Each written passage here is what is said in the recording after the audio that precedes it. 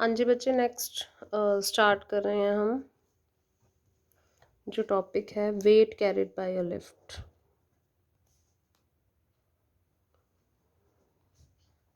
Okay, weight carried by a lift. Dynamics में जो Newton laws हैं उसकी एप्लीकेशंस कर रहे हैं हम डिस्कस, जिसमें हमने बेसिकली ये चीज़ देखी है अभी तक कि न्यूटन का सेकंड लॉ हमें कहता है चेंज ऑफ मोमेंटम जो है that is equivalent to external force applied on the body. तो हमने यहाँ ऑब्जर्व किया था कि जो इफेक्टिव फोर्स होता है फाइनली जो भी हम देखते हैं किसी भी बॉडी पे अप्लाई हो रहा है, तो जो बॉडी पे इफेक्टिव फोर्स रह जाता है ना, हर तरह की फोर्सेस का रिजल्टेंट यू कैन से, किसी बॉडी पे अप्लाई हो रहा इफेक्टिव फोर्स जो होता है वो अल्टीमेटली किसके इक्वल आ जाता है, एम एफ, क्योंकि d v by d t जो होता है वो एफ हो जाता है ना। तो we have the result effective force is equals to M f. तो अब इसी की एप्लीकेशंस है फर्दर, जिसमें से एक है weight carried by a lift.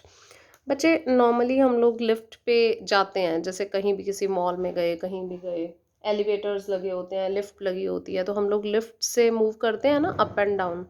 तो क्या होता है, जब तो मान लो कोई भी बॉडी रेस्ट पे है, सपोज ये लिफ्ट है, ये रेस्ट पे है, या फिर ये लिफ्ट यूनिफॉर्म वेलोसिटी से चल रही है। यूनिफॉर्म वेलोसिटी से चल रही होगी तो एक्सेलरेशन क्या हो जाएगी, हाँ जी, ज़ीरो हो जाएगी ऑब्वियसली।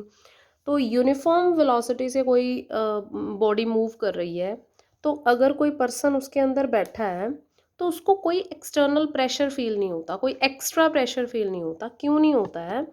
क्योंकि जब तो यूनिफॉर्म वेलोसिटी की बात आती है तो आपकी एक्सेलरेशन हो जाती है ज़ीरो। एक्सेलरेशन ज़ीरो होने की वजह से उसको कोई एक्सटर्नल प्रेशर फील नहीं होता है। कैसे है हम इसको डिस्कस करते हैं वन बाय वन। तो जब कोई लिफ्ट में कोई पर्सन है जिसका वेट मान लो मास एम है, तो उसका वेट क्या हो जाएगा, एम जी।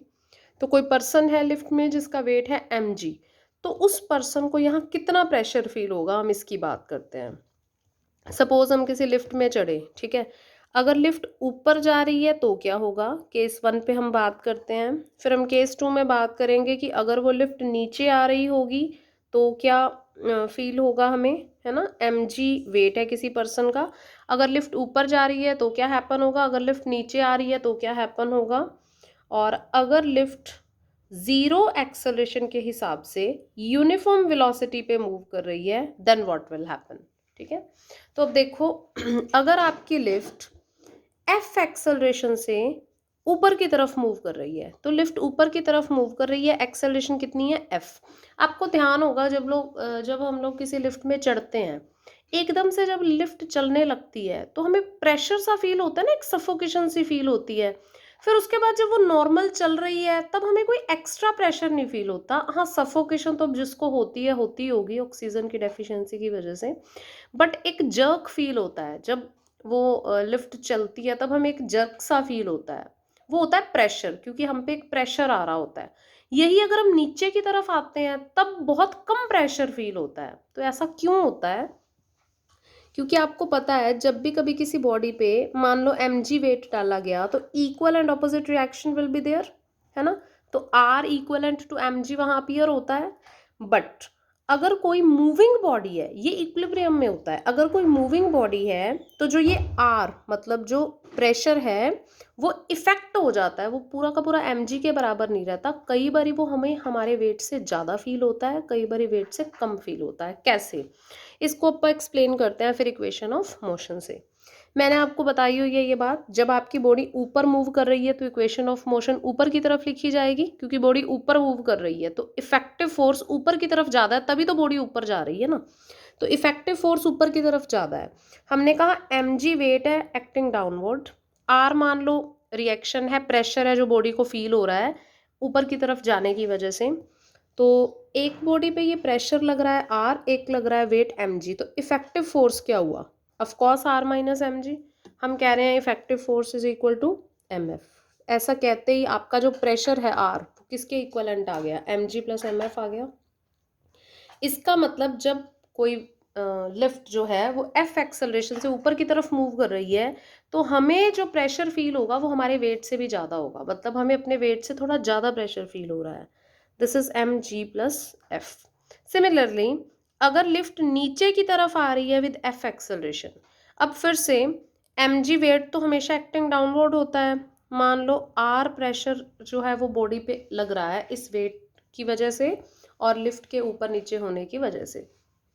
नाउ अगर बॉडी नीचे की तरफ आ रही है तो of course mg minus r dominating है ना, mg डोमिनेटिंग है, ठीक है। लिफ्ट क्योंकि नीचे की तरफ आ रही है एक्सेलरेशन f के साथ, तो इफेक्टिव फोर्स फिर से क्या बना, mg माइनस r, क्योंकि लिफ्ट नीचे की तरफ आ रही है तो हम अपनी इक्वेशन जो है वो डाउनवर्ड डायरेक्शन में लिखेंगे, तो mg minus r is equal to mf। आप इसको r बोल लो, इसको r डैश बोल लो, अलग अलग दिखाने के लिए, है ना, तो ये हो जाएगा। It will employee r dash जो होगा आपका वो क्या हो जाएगा इस बार, mg माइनस mf, राइट। तो इस बार हमारा जो प्रेशर है वो देखो वेट से हमें कम विजिबल हो रहा है, तो हमें हमारे वेट से कम प्रेशर फील होता है जब लिफ्ट एफ एक्सेलरेशन से नीचे की तरफ आती है। बट अगर अब एक्सेलरेशन ही ज़ीरो है, मतलब लिफ्ट जो है वो यूनिफॉर्म वेलोसिटी से मूव कर रही है ना, यूनिफॉर्म वेलोसिटी से मूव कर रही है, तो जो आपका ये एम एफ है ये क्या हो जाएगा, ज़ीरो। अगर एम एफ ज़ीरो है तो इसका मतलब है R minus M g zero, it implies nothing but R is equal to M g. तो इस सिचुएशन में जो बॉडी है उसको इक्विलिब्रियम फील होता है जब एक यूनिफॉर्म वेलोसिटी से लिफ्ट मूव करती है।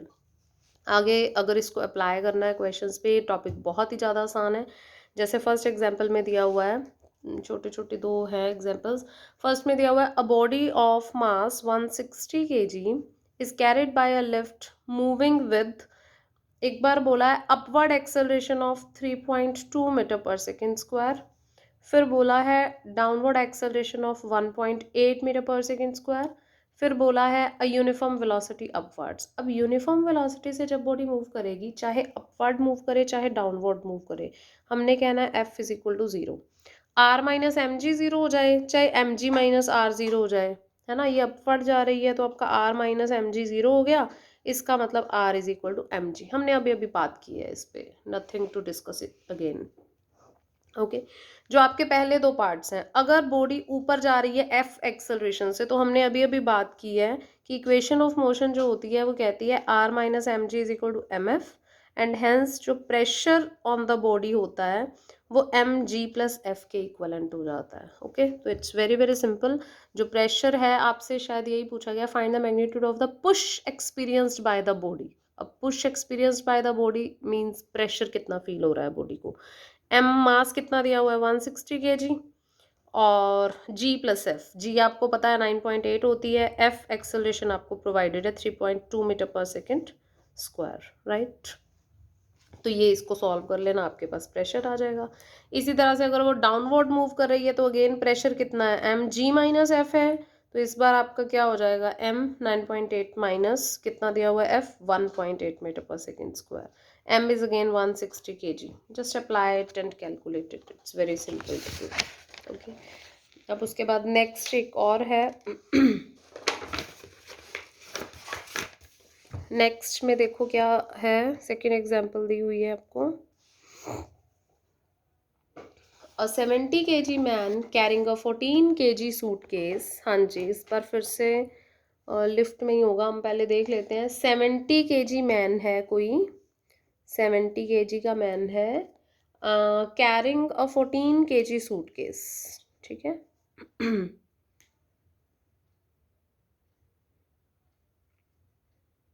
ऐसे बाजू बना दो भाई, ठीक है। कैरिंग अ 14 kg सूटकेस, तो 70 kg मैन है, 14 kg का उसने सूटकेस उठा रखा है, राइड्स इन एन एलिवेटर, फिर वही चीज़ हो गई, लिफ्ट में जा रहा है, that has an upward acceleration of 0.14 metre per second square, okay. तो अब फिर से एलिवेटर में कोई पर्सन जा रहा है, 70 kg तो मैन का खुद का वेट है, तो नीचे की तरफ 70 जी एम जी जो होता है वेट एक्ट करेगा, ओके। और उसकी बाजू में उसने 14 kg वेट और पकड़ रखा है, ठीक है। अब हमें कहा गया है 14 kg सूटकेस है, 70 kg मैन है, rides in an elevator and has an upward acceleration of 0.14 metre per second square, ऊपर की तरफ जा रहा है वो, ठीक है। Find the pull on his arm, pull on his arm पूछा है, find the pull on his arm, जो प्रेशर उसकी आर्म फील कर रही होगी, due to the weight of the suitcase. फिर पूछा है also find the force with which his feet press on the floor of the elevator. पहले तो पूछा है पुल ऑन हिज आर्म, उसके आर्म को कितना प्रेशर फील हो रहा है। फिर पूछा है दो सिचुएशंस हो गई, एक तो उसकी आर्म को कितना प्रेशर फील हो रहा है, उसमें भाई 70 kg का तो कोई रोल ही नहीं है। आपने अपने हाथ में कोई वेट पकड़ रखा है, जो वेट आपने अपने हाथ में पकड़ा है उस वेट की वजह से आपकी आर्म को प्रेशर फील होगा, ना कि आपके खुद के वेट की वजह से, है ना। तो अगर बाजू में कुछ पकड़ रखा है तो सिर्फ 14 kg की वजह से हमने प्रेशर काउंट करना है कि यहाँ कितना प्रेशर फील होगा। तो अगर हम फर्स्ट केस की बात करते हैं तो इट्स वेरी वेरी सिंपल, उसमें उसके खुद के वेट का कोई रोल ही नहीं है। हमें पता है लिफ्ट अगर ऊपर जा रही है तो हमारी इक्वेशन ऑफ मोशन क्या बनती है, R minus M G is equals to M F, यही बनती है। सो आर जो होगा ऑब्वियसली वो एम जी प्लस एफ हो जाएगा। नाउ आर पूछा गया था आपसे कि उसकी बाजू को कितना प्रेशर फील हो रहा है, तो एम कितना वेट उसने उठा रखा है 14 kg, जी प्लस एफ, एफ मतलब जो एक्सेलरेशन है। अब बच्चे जिस एक्सेलरेशन से पूरी लिफ्ट मूव कर रही है, हम खुद और हमारी आर्म सब कुछ उसी एक्सेलरेशन से ही मूव कर रहा होगा ना, उसमें तो कोई फ़र्क ही नहीं आने वाला। जस्ट कैलकुलेट इट, 14 इट्स 9.8 प्लस 0.14 जो भी है इसको कैलकुलेट कर लेना। और इसी तरह से सेकेंड पार्ट में जहाँ उसने कहा है, पहले तो पूछा था प्रेशर ऑन द आर्म, फिर पूछा है find the force with which his feet press on the floor of the elevator। अब उसके फीट एलिवेटर के फ्लोर को कितने फोर्स से प्रेस कर रहे होंगे, जितना फोर्स उसको बियर हो रहा होगा, है ना।